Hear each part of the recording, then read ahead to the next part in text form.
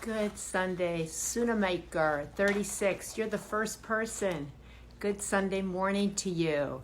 Heidi Grendley, Bettina Dubois, Anita Roberts, DJ Lippett, Robert Onis, Joy Chapman.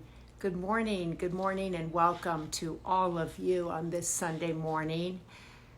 Wow, how lucky are we? We got up, we're here, we're alive, we're together. So welcome. This is Sunday Paper Live. The Sunday Paper goes out every single week. It's a free digital newsletter that inspires the heart and the mind, and its mission is to move humanity forward. And so that's the same mission of these conversations, to inspire your heart and your mind and move humanity forward, and to do it collectively. So when we started the Sunday Paper, several people suggested, why don't you do it live? Why don't you read it or bring it to life in different ways? So we have tried this the last couple of Sundays, and we've gotten really great reaction to it. So we're back at it again this Sunday. If you don't already subscribe to the Sunday Paper, I hope you do. As I said, I hope it inspires your heart and your mind. I hope it makes you feel part of a community of people who are trying to do good in the world, who believe in moving humanity forward. And that's what we're all doing here. Lord knows we could be doing a lot of different things this Sunday morning, but we're here in community, and for that I thank you. And this morning we have a lot in the Sunday Paper. I write every week about what I've been thinking, but we have so many extraordinary writers who share their points of view. Richard Rohr, one of my most influential guides in this world, writes this Sunday. Jason talks about grief. He talks about losing his wife. It was a very famous piece. She wrote a New York Times piece called "I Want You to Marry My Husband," and now he has a book out about it. And somebody that I really admire, Emily Esfahani Smith. I've interviewed Emily before, and she's written a book about meaning, but she's written a piece for the Sunday Paper about the 4 pillars of meaning that will help us emerge from the pandemic better than before. And also today we're going to cook. We're going to cook with Gaby. Oh my goodness, Gaby Dalkin has this new book out. It's called Eat What You Want. That's music to my ears. Eat What You Want. She's going to show us how to cook in the kitchen, Austin-style breakfast tacos. And then a surprise guest, my brother Timothy, is going to join us at the end to talk about his groundbreaking program that's going to be airing this Friday across all streaming networks. It's called The Call to Unite, and he's going to talk a little bit about that.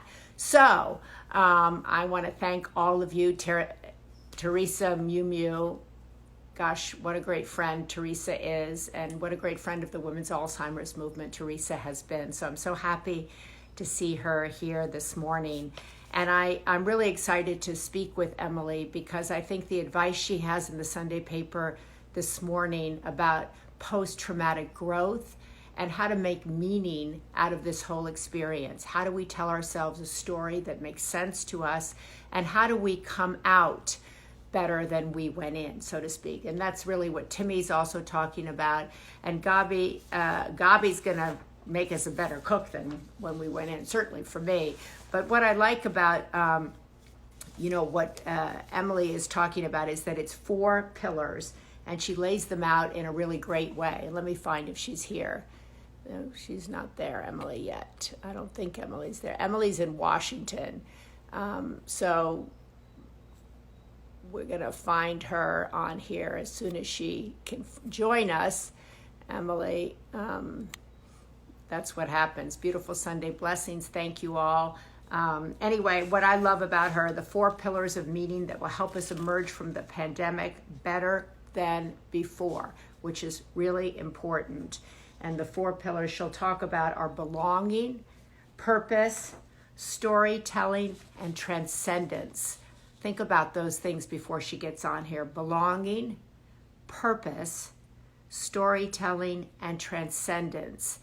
That's where we get meaning, and that's how we can come out of this growing instead of being traumatized. And Lord knows we're all having an experience that we don't really aren't comfortable with, don't feel great about, and are trying to make sense of. I know I am. I actually didn't even really sleep that well last night. I woke up like this. But that's why I was really looking forward to talking with Emily. I'd seen a piece she wrote for the New York Times. As I said, I'd interviewed her before on the Today Show.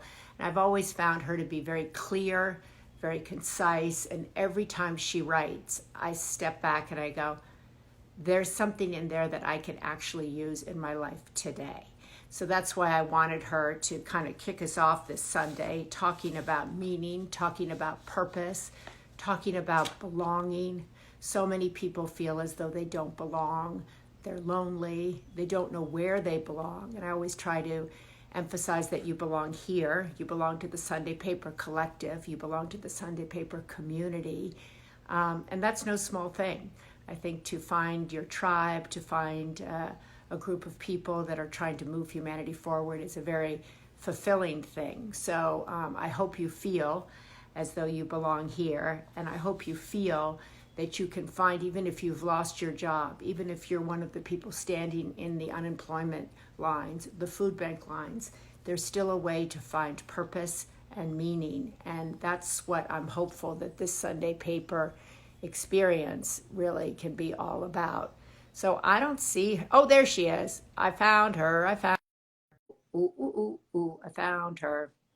I'm waiting for Emily to come on here. And you can get Emily's book, The Power of Meaning. It's really good. I read it. It's also very clear, as I said. Hi, Emily. Hi, Maria. How are you? Good. How are you doing? Good. It's great to see you again. Nice to see you. I've been kind of babbling on about you and your work and your words and your research and how powerful it's always been, but I think it's even more powerful than this moment right now. And so talk a little bit, if you would, Emily, about how we can all come out of this experience, making sense of it, making meaning out of it, and having grown from it. Yeah. So thank you so much for having me on. So I wrote this book, and I think you mentioned it. It's about meaning, called The Power Right. of Meaning. And when I wrote it, one of the things that I was really interested in learning about was why some people come through experiences of adversity and trauma completely broken by those experiences, and why others emerge, resilient and even stronger than before.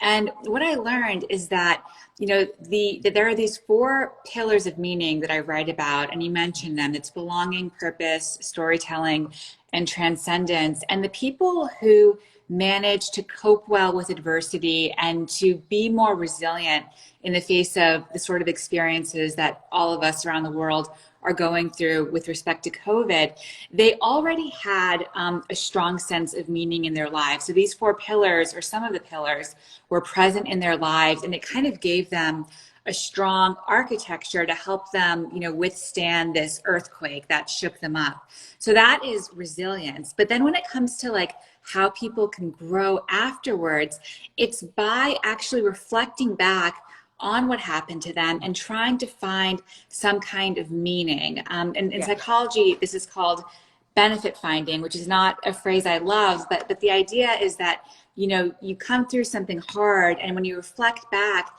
you think about how it changed you. What did you lose from it? But also, what did you gain? Did you gain a deeper perspective about your life and yourself? Did you come to a deeper understanding about what you want in your career, for example, if you ended up losing your job? Did you deepen your relationships, deepen your spiritual life? These are all different ways that psychologists find people grow after this. Are you using your own psychology, your own research right now yourself to come up with meaning, to come up with benefit meaning at this time in your own life?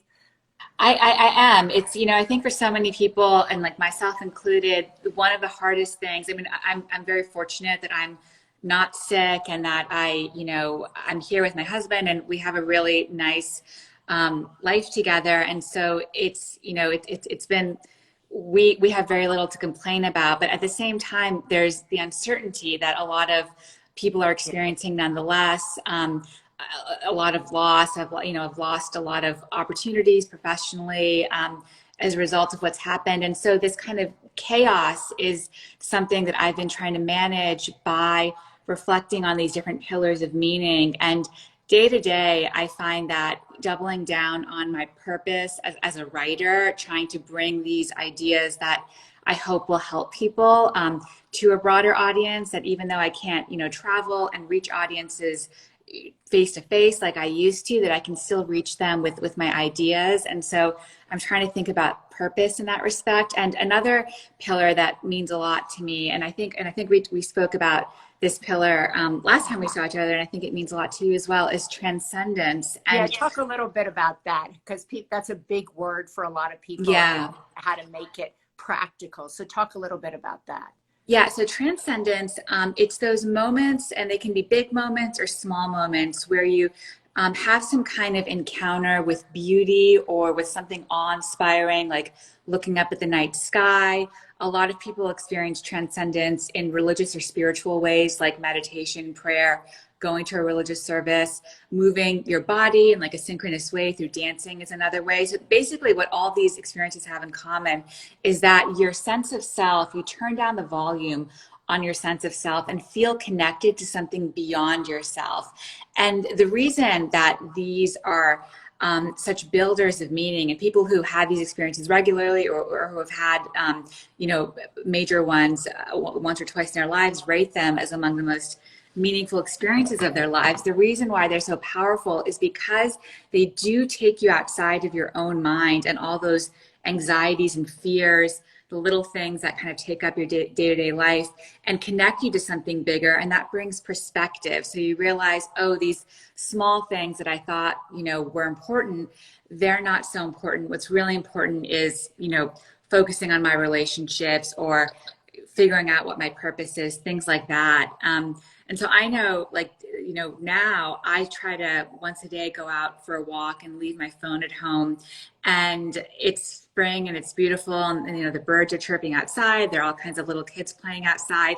And just kind of getting outside of my own mind, coming into contact with the beauty around me, has been a real balm through all of this. A way to kind of clear my head and just remember that, the things I'm worried about are not so important in the grand scheme of things. I love that. I love your explanation there of transcendence. And I also love that when you write in the Sunday paper today, Emily, you talk about that you can forge belonging, just like what we're doing right here. Mm-hmm. So for people who are living alone, or, who are alone, they're like, well, I can't forge connection. I can't do what she's saying. And you write about how actually you can do it. You can do it this way. You can do it on the phone. That connection and the meaning you get from that, and the story you tell yourself from that, doesn't necessarily, it's great to do it in person, I know, but you can do it in other ways. That's right. And that was something that definitely surprised me when I was researching that particular pillar of belonging. I think a lot of us tend to think that belonging, it can only be a feature of our major relationships.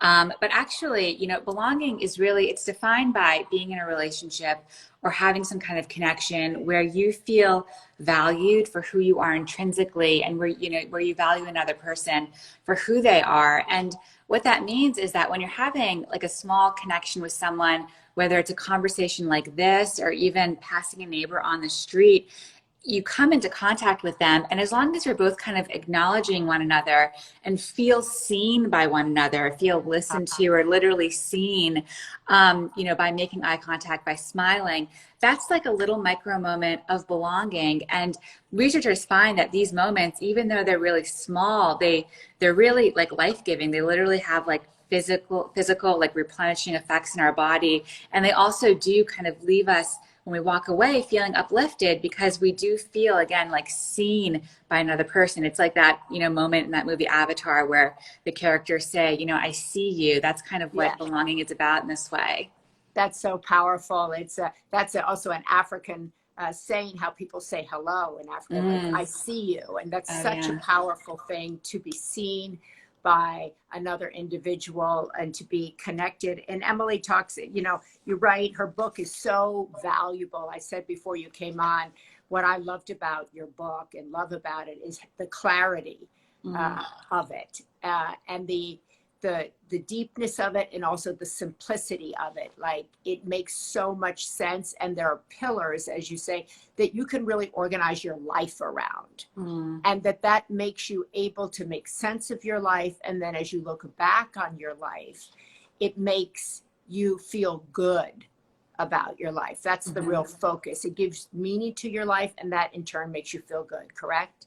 That's right. And I think part of why I was inspired to write about this particular topic is because, we get so much messaging in our culture about why it's so important to be happy and to feel Yes. good all the time. And I remember as I began writing about meaning, several years ago, I looked around at all the people around me who I really respected and admired. And it didn't necessarily strike me that they were feel like happy, bubbly, like high affect, positive affect all the time. But they were like doing things that were really meaningful. They were engaged with, raising children, work that was important to them, things that were kind of stressful and demanding and required sacrifice, but that filled their lives up nonetheless. And I wanted to kind of honor that experience and to say to these people that even if you don't feel happy day to day, that there's something really valuable about the kind of life that you're leading. And I felt like our culture wasn't giving enough attention to that sort of way of pursuing the good life. And so I definitely wanted to kind of write this book to illustrate to people that even if you don't feel like if you have this idea that you have to do something extraordinary to lead a meaningful life, or kind of wondering if there's something wrong with you because you don't feel happy all the time, actually there are all these things that you're already doing, maybe without even realizing it, that are bringing meaning into your life. So several people said, I'm ordering the book. Other people have said, what is the name of the book? So the book is called The Power of Meaning. And if you can go out, if you have a local bookstore that's open, otherwise, obviously, you can order it. And finally, Emily, you talk in the piece you wrote today for the Sunday paper about tragic optimism. What does that mean? Tragic optimism is this term that was coined by Viktor Frankl, the Holocaust survivor, Jewish psychiatrist from Vienna, who, when he was, imprisoned in the concentration camps for several years, and was lucky enough to survive the experience. And afterwards wrote this book about his time there called Man's Search for Meaning, which is a really beautiful book. And he talks about how in the camps, there were some people who just gave up. They lost hope, and understandably so, because they had lost so much. They'd lost their freedom. They'd watched loved ones go into the gas chambers. It's understandable why they would have felt hopeless. And yet at the same time, Frankl found that there were some people who continued to believe their lives were meaningful, and that those people were ultimately more resilient in the face of the horrible suffering that they endured. And that kind of attitude of believing that life is meaningful and holding on to hope, even despite life's horrendous suffering, all the losses that we all experience, the difficulties that we all endure, that attitude is called tragic optimism, finding meaning despite how hard and difficult life can be. And building resilience that, in fact, will give you post-traumatic growth, as you write about, instead of keeping you frozen in terror or feeling disillusioned and really frozen, I guess, is the best way of saying it. No, exactly. And I think that's why, just as a psychological tool or resource, like the ability to find meaning and to hold on to hope is so important when you're going through hard times, because it kind of moves you forward instead of having you in this paralysis that you're talking about. Well, Emily, I want to thank you so much. I know you're probably holding the phone. It's Sunday morning.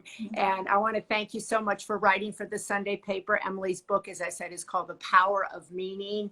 Her piece today, for anybody feeling uncertain, and we all are feeling shaky, is really worth a read, because I think, as she said right there, she gives you the pillars to make sense of this time. She gives you the pillars to have hope, not happiness. You don't have to run around bubbling all the time, but you can get meaning.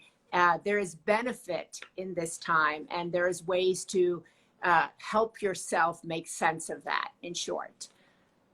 Thank you so much. It was so good to be here with you. Nice. Thank you. I felt connection. I feel a sense of belonging. So I really too. appreciate that. I hope you know what a big admirer of your work I am, always have been, and will continue to be. Well, thank you. And likewise, thank you so much. Take care.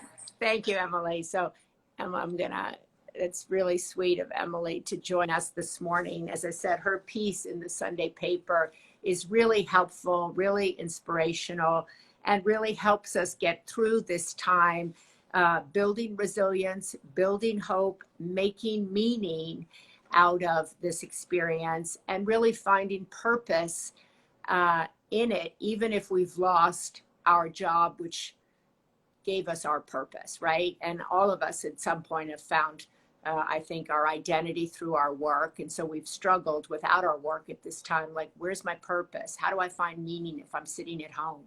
And I always like to say that by staying at home, we're being of service. We're being of service. We're doing our job, and we're making a difference. So it might not be the same difference exactly that the doctors and the nurses or the supermarkets workers are making, but we're making a difference. So I want to thank Emily so much. I'm now going to go get Gaby here. Oh my God, my daughter is so excited, Catherine Schwarzenegger, that Gaby is joining us. Let me find Gaby, who's going to maybe teach mommy how to cook.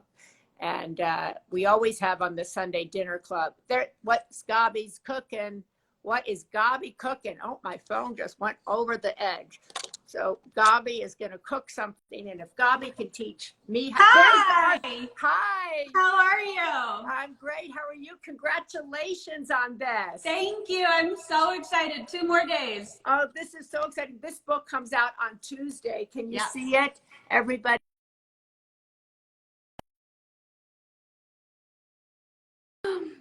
Watch her on your Instagram.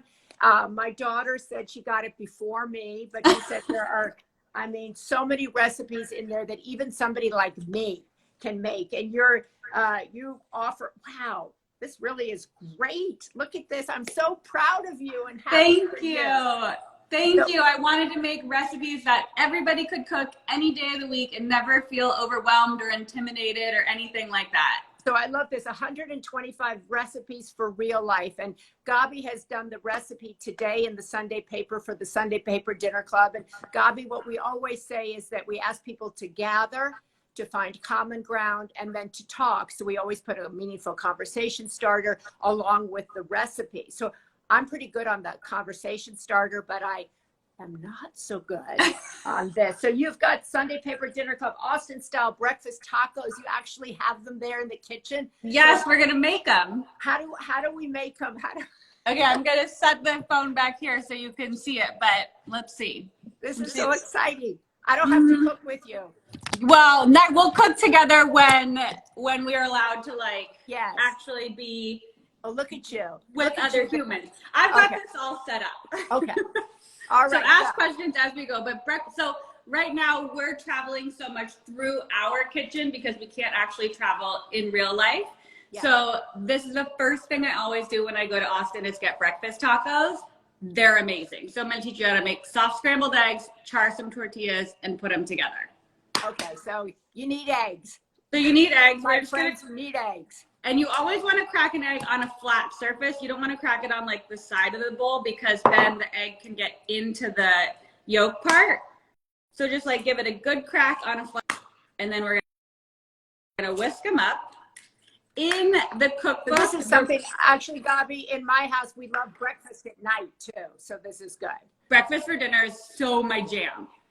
Like my favorite. Yeah. Also, it comes together in like 10 minutes and you feel very gourmet about it.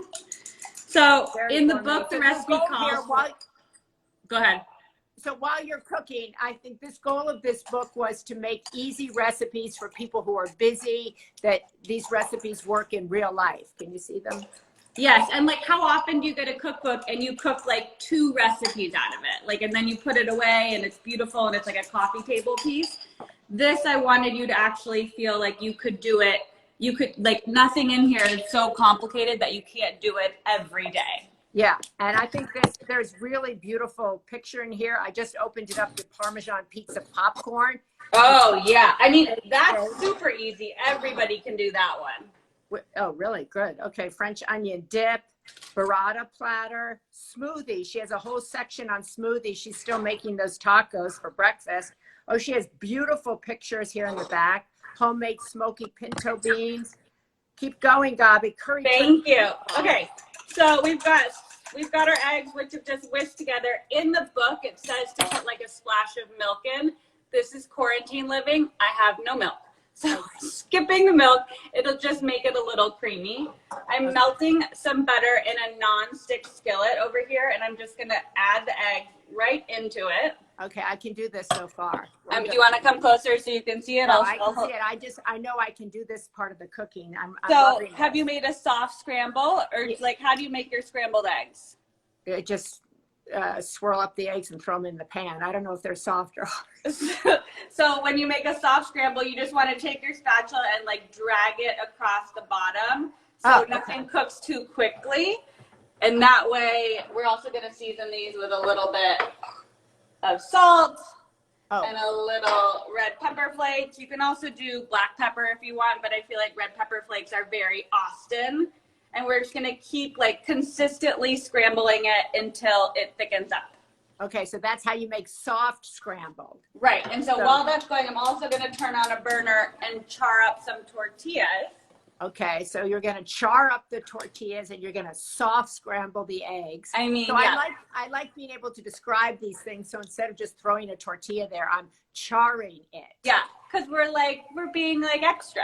Yeah, we're being so gourmet. So we're charring the tortilla. We're making the scrambles soft. Yes, and the tortillas are literally just going to go over an open flame just like this. And then we'll char half of it till it gets a little golden, like black on one side, and then the other side. We've already got bacon cooked. Great. And then we're gonna put it all in the oven, melt it up. So somebody just says, what happens if you don't have a gas cooktop? So if you don't have a gas cooktop, great question. You can do it on a skillet. Like you do it on a cast iron skillet, on an all-clad skillet, whatever you want. Like just you want it to kind of get this. You want it to look like that. Oh, next question is, should these be corn or flour? Look at me go here. Look at So I prefer, this is controversial, but I prefer flour. And a lot of people would prefer corn, but a traditional breakfast taco is typically a flour tortilla. You have a recipe in here. Keep going. Cucumber margaritas. Oh, yes. Oh, yeah. So we probably shouldn't be making eggs and charred tortillas without some margarita thing here. I mean, or we need a breakfast cocktail is always encouraged in my house. Yeah, the recipes you have in here, Gaby, how many years did it take you to do this? Oh, look at this. Do this book.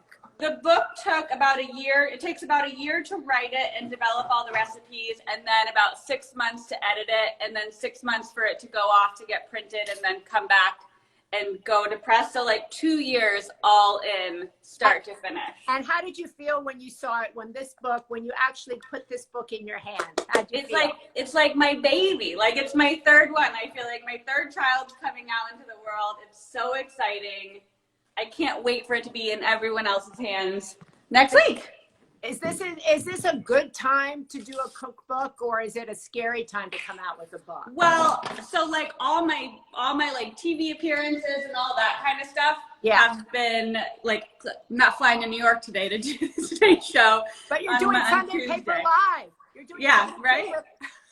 But other than that, like everyone's cooking. Like Hillary, our mutual friend, Hillary Williams, calls me every night with cooking questions, and the woman never cooked before quarantine. Catherine, my daughter, has never cooked, and now she's actually becoming a cook, and she's like, she wants to make several recipes from this book for tonight. Somebody's just saying to me, what's the name of the book? It's called What's Gaby Cooking? Eat What You Want.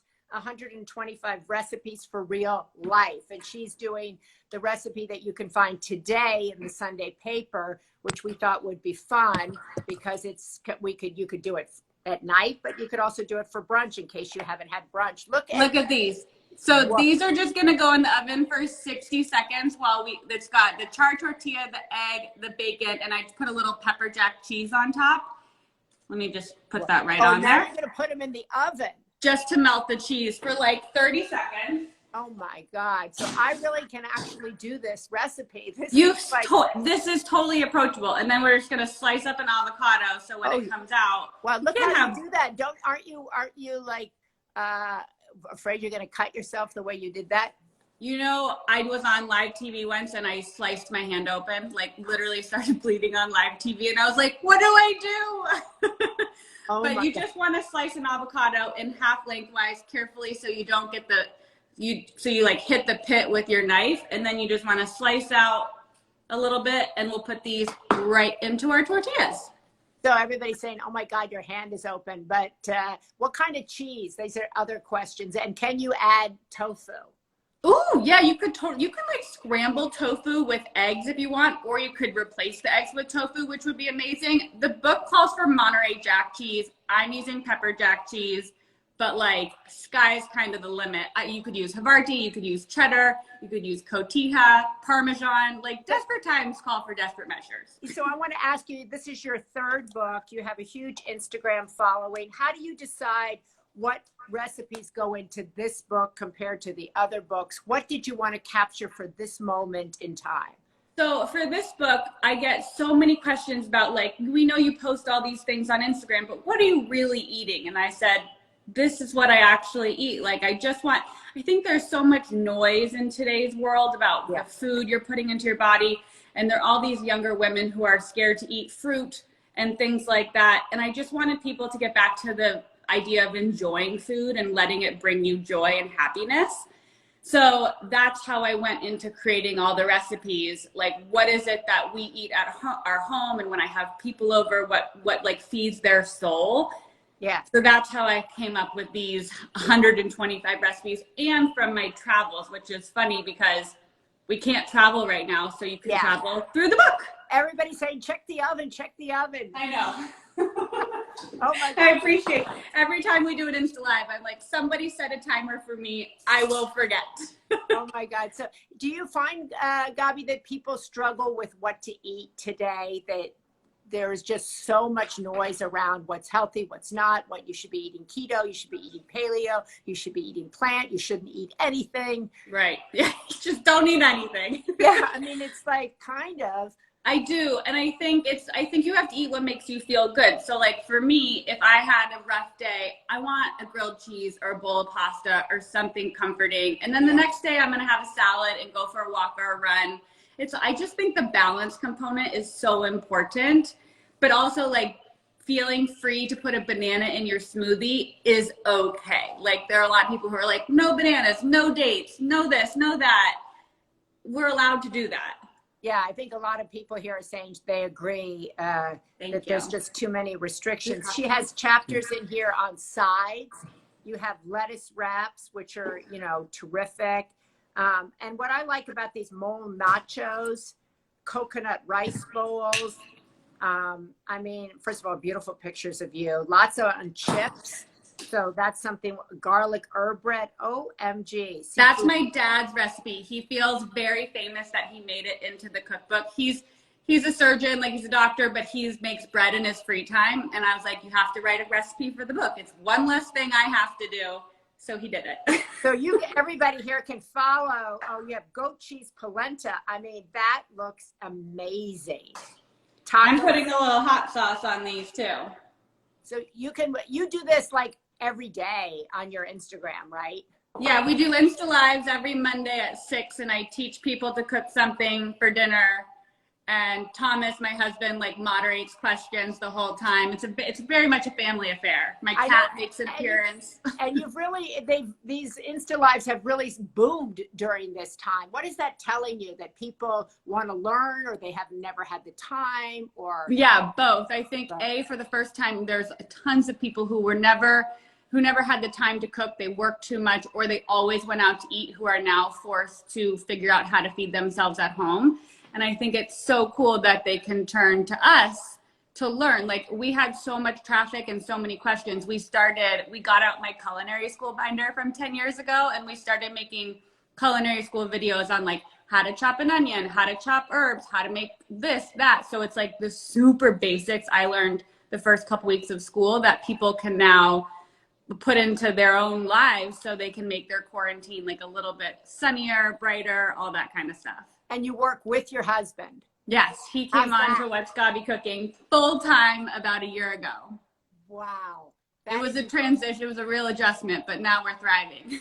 That is so great. So this is Gaby's new book, What's Gaby Cooking? Eat What You Want, 125 Recipes for Real Life. This is her third book. Great blurbs on the back, beautiful pictures. Thank our mutual friends on the back, Heather McMahon. Oh, is she? Oh, yeah. Look. Oh my God. Is she the funniest person on the planet? Ever in my life. I love her so much. Oh, she is so funny. I mean, I talked about her on the Today Show, and then they've had her on now several times, and I know. People are beside themselves laughing at her. She is a true gem, and I cannot wait for her tour to get rescheduled because I'm going. Yeah, and she talks a lot about what she eats. Yes, and we cooked together a couple times, and she's a great cook also. Like, she really can get in there and get it done. Her mom's a good cook as well. Okay, well, I feel really badly for my kids that I did not show them that I was a good cook. You're the best mom. But now there's hope for me. So I can rectify this situation, so I can come out of quarantine making soft scrambled eggs with charred tortillas. Yeah, you can make yourself a breakfast tortilla. There you go. She gets to eat it. So, like, I mean, I don't get to eat it, but I get to learn how to make it. The recipe is in the Sunday paper. The new book comes out Tuesday, and you can watch her cook on her own Instagram every Monday night, and her husband is filming it and is involved. I love that. Thank you. Thank you so much for joining us. Thanks for having me, Maria. This was such a good start to the morning. Yes, it was great for us too. God bless you and have a great, great day. And good luck on your book day. Thank you. Happy Sunday. Happy Sunday. Happy Sunday. Bye. How great is that? What is she cooking? How great is that? Oh my God. I love to see people who are loving their work, having such joy. That looks so easy. Even I could do that. I mean, I am going to get every time on Sunday Paper Live, I'm going to get a recipe that even I can do and that also looks beautiful. So all of you who are really accomplished chefs won't feel like it's too easy for you. So now I'm going to try to find my brother Timothy, because in the Sunday paper today, under the Sunday Paper Recommend, every week we recommend something. And this Sunday, today, we recommend this show that's coming on Friday, May 1st, 24 hours. It's called The Call to Unite. And it's the brainchild of my brother Timothy. Of course, he's not here, naturally. He was here earlier, but so he has to come back. Timothy, where are you, Timothy? He has to request. Anyway, The Call to Unite, if you go on the Sunday page, oh, no, it's not. He's not there. Anyway, it's called The Call to Unite. It's this Friday, and you can join it. It's a streaming show, and it's got hundreds of faith-based leaders, thought leaders, spiritual leaders, everyday architects of change, as I say, all coming together to answer the call to unite. Wait, there. And his goal is to really give us all the skills. It's going to be a master class on who we want to be when we come out of this stay-at-home period. Oh, there's Timothy. Good morning. I've been watching and listening to you becoming a cook. And let me tell you, this is the most historic Instagram live. Timothy. I'm over at your house right now for the first meal you cook. I can't wait.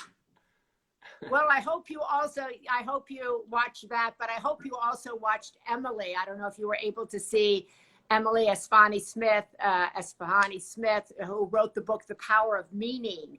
She talked about her piece in the Sunday paper today, which talks about developing resilience during this time, how to come out with post-traumatic growth, how to develop a narrative that works for you. And I wanted you to talk about this very exciting show that you've developed. It's Friday. It's in the Sunday paper. It's called The Call to Unite.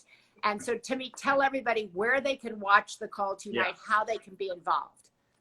Thank you, Maria. So, this is an idea that came from many, many people. And I think it's in some ways a moment for all of us. There's a sense in which for many people, we're facing a moment of decision. Something's changed. Something's happening that's different in some ways. And we're all kind of trying to figure out, how do we become better through this? Who will we be when this is over? And for most of us, most of the people I talk to, they don't want to go back necessarily. We had problems before this, right? We had division, we had anger, we had overwhelming amounts of anxiety and fear, even of each other, even in families. Thank God, not in ours, but in so many families. So a bunch of us just got together and said, let's have a global 24-hour master class where we can all opt in and share the moment.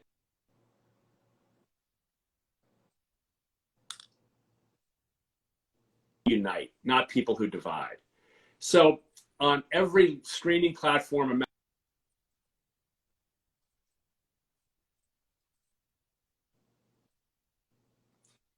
Timmy, you're freezing up a little bit. I don't know if can you? Each other.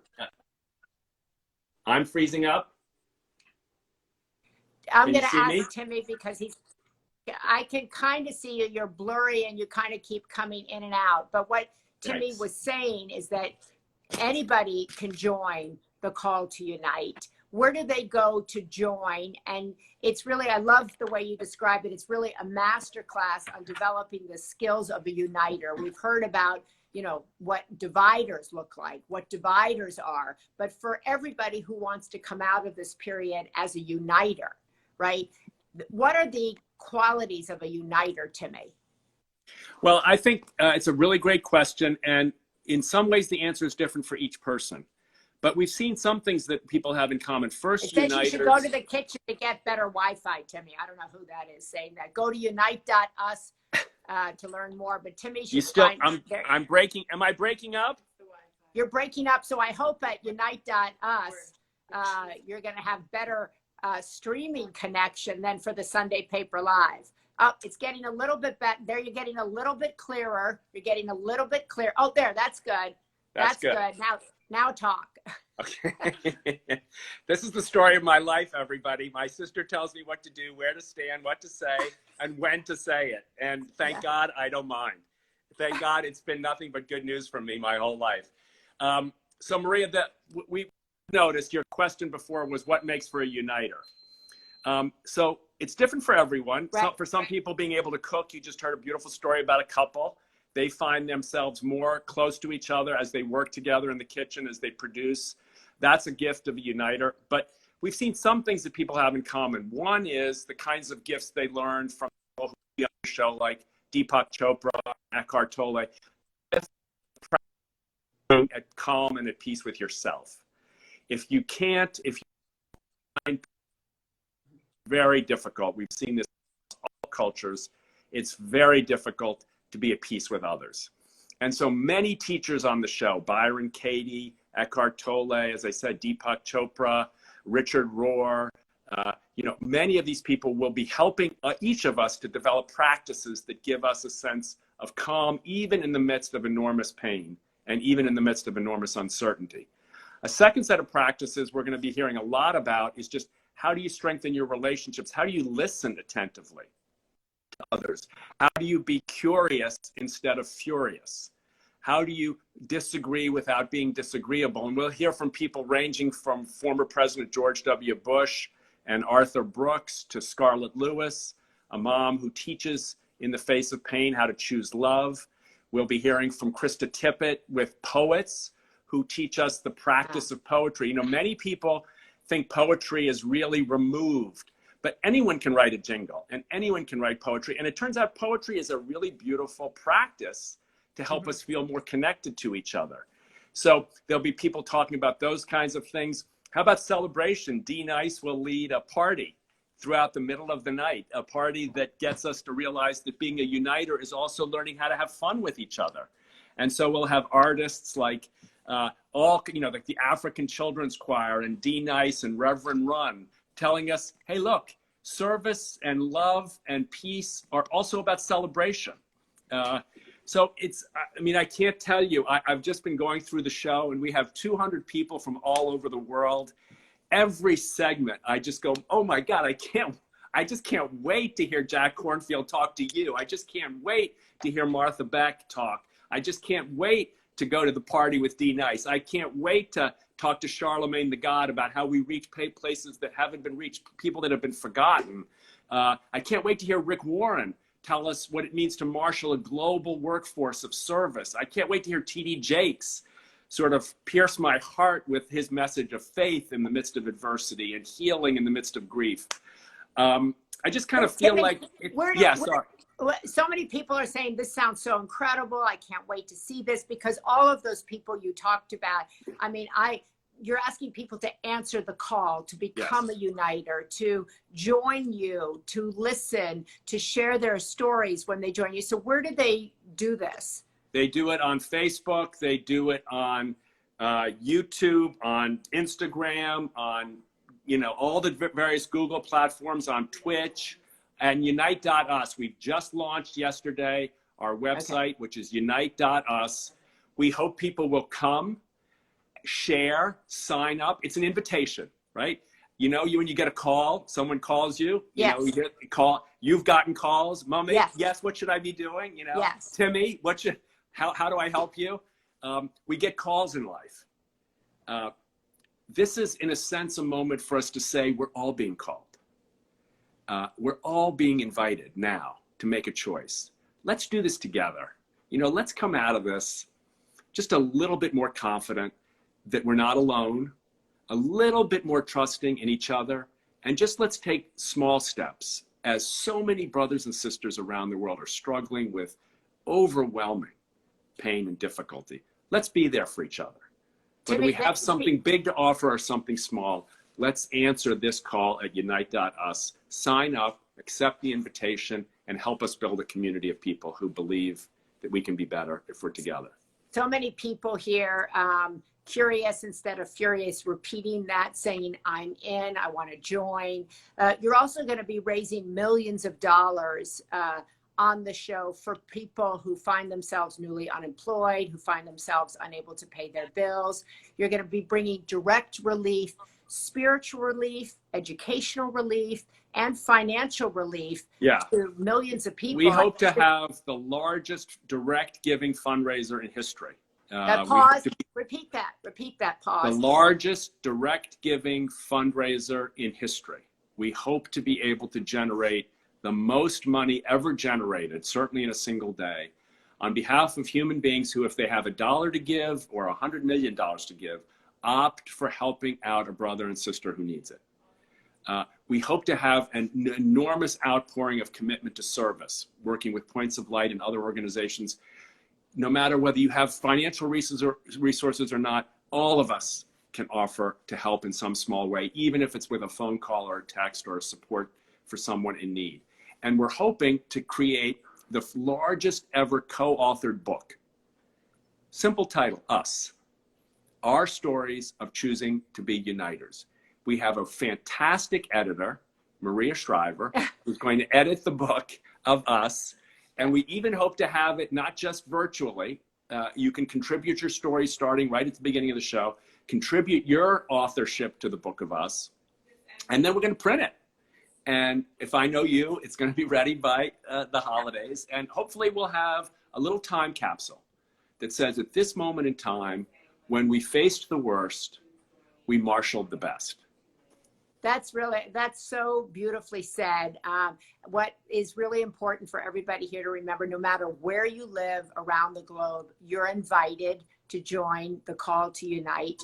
You will come out of this. I know most people can't stay 24 hours, but if you come for 20 minutes, 15 minutes, if you have $1 to give, but if you have an open mind and an open heart and open ears, you will learn the skills. Emily started this morning talking about the skills to give us meaning to come out of this. She talked about the skills of being someone who has post-traumatic growth. You're talking about the skills that we can all gain from this to be a uniter instead of a divider. And that after the show, we'll be walking around saying, hi, I'm Maria, I'm a uniter. I'm not a That's right. Democrat or Republican. I hope people will say that. I hope people will live into it. I hope people will know that it's hard.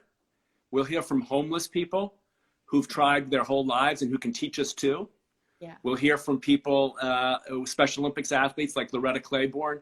You know, Loretta said to me, I'm happy to be on this show. I've been isolated my whole life. I can tell people how to live and power through, how to develop, just as you said, what I call post-traumatic strength syndrome. Yeah. So, Timmy, so how do people say? Average people, Yeah. everybody has a gift in this vision, right? It's not just the extraordinary gift that Oprah gives us by joining me as really a co-host, but as the world's in some way uniter, and as someone who you've coached and supported and been coached by and supported, and all of us, so many of us, millions of us have benefited from Oprah's leadership. She'll be there. And then you say that's an extraordinarily recognizable person, and indeed the most. But you too, everybody has a gift to be a uniter.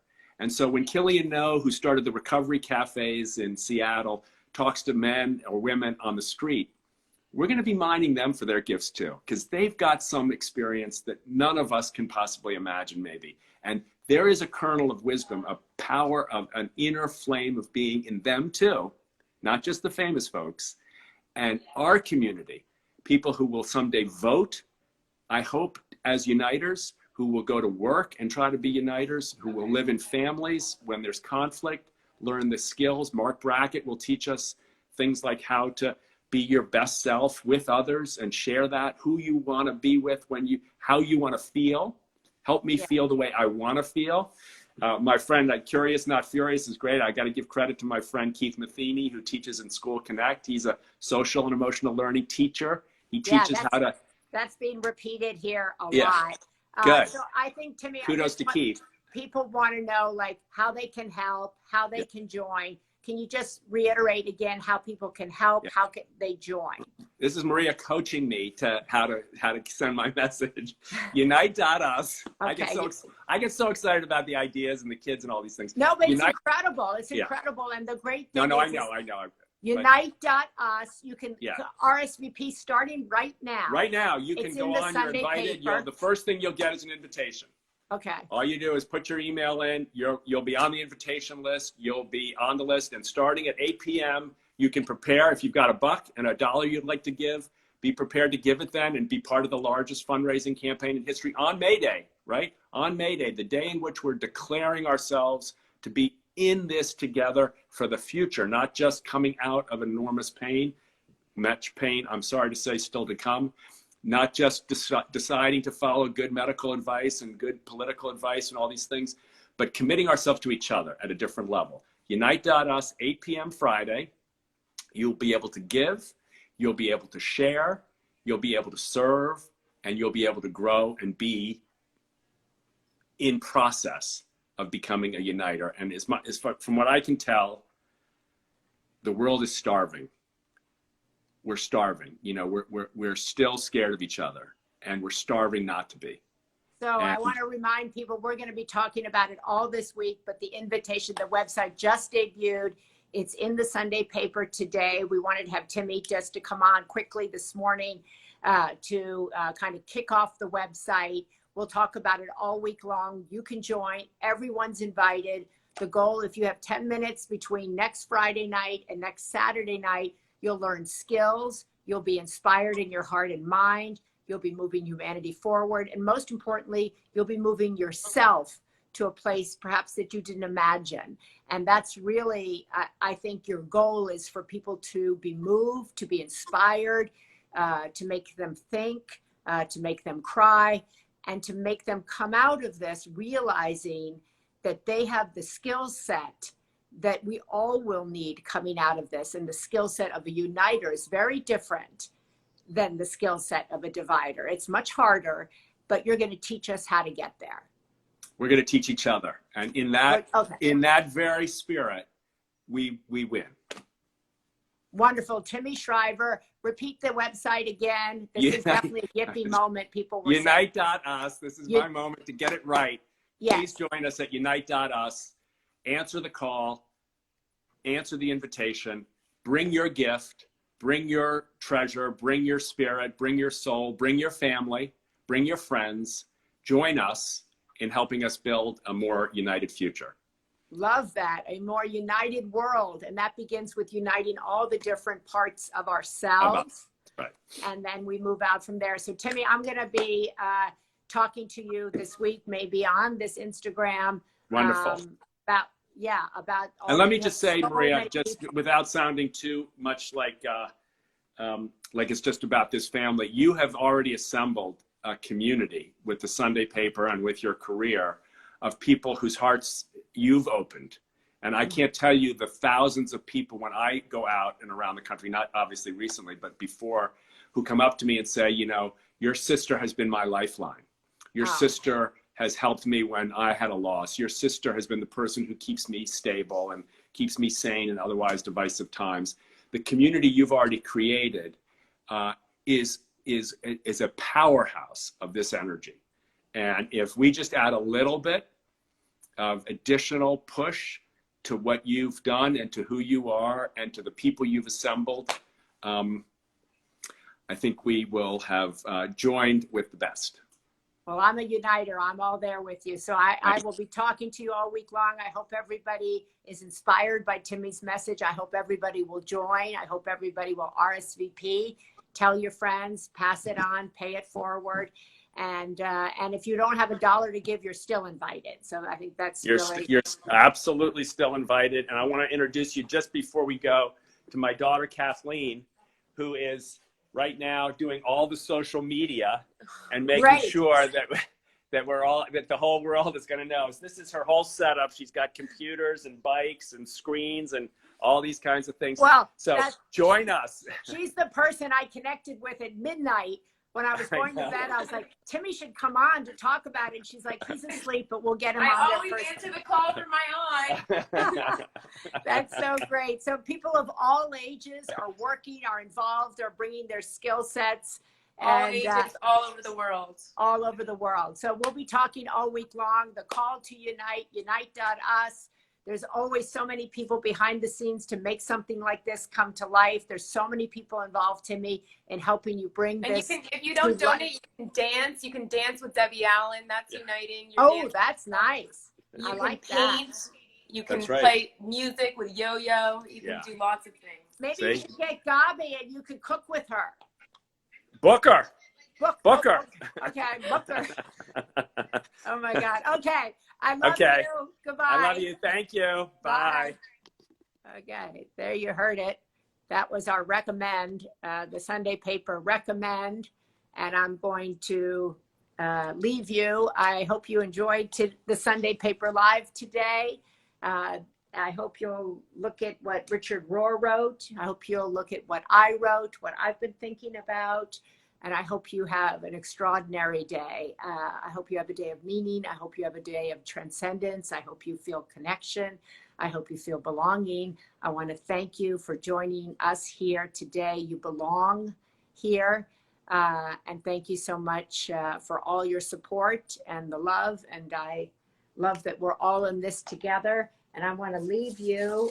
We have Chanel Jones's Sunday to Be list, but I'm going to leave you real quick with the quote that we have from Dr. Jonas Salk, and it is, "There is hope in dreams, imagination, and in the courage of those who wish to make those dreams a reality."